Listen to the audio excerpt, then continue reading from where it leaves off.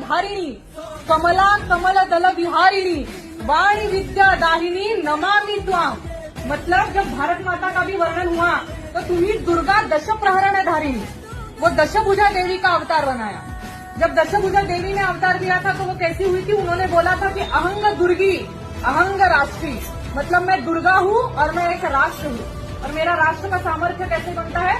जब मैं हर किसी से कुछ ना कुछ लेती हूँ तो मैं एक राष्ट्र बनती हूँ। जैसे मैंने विष्णु से उसका शंख लिया है, ब्रह्मा से वेद लिए हैं, शंकर से उसकी शक्ति ली है, वैसे एक राष्ट्र का है।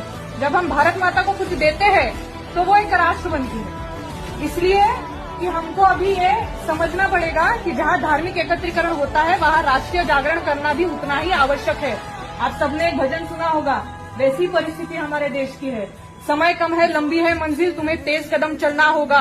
हे परम तपस्या के पति, तुम्हें नूतन पथ रचना होगा। तो नूतन पथ रच के ही हमको चरित्र निर्माण से राष्ट्र निर्माण तक कहीं ना कहीं जाना है। इसलिए मैं ये वीर रस की अटल जी की एक कविता बोलती हूँ, जिसमें अटल जी ने वर्णन किया है भारत माता का।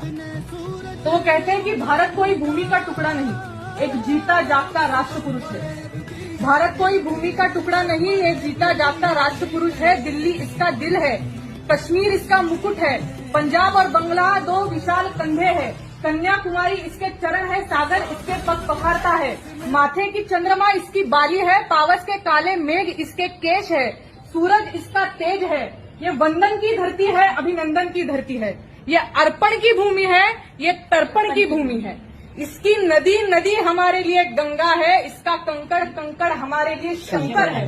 हम जिएंगे तो इस भारत के लिए और मरेंगे तो इस भारत के लिए, और मरने के बाद भी गंगा जल में बहती हुई हमारी अस्थियों को कोई कान लगाकर सुनेगा तो एक ही आवाज आएगी, भारत।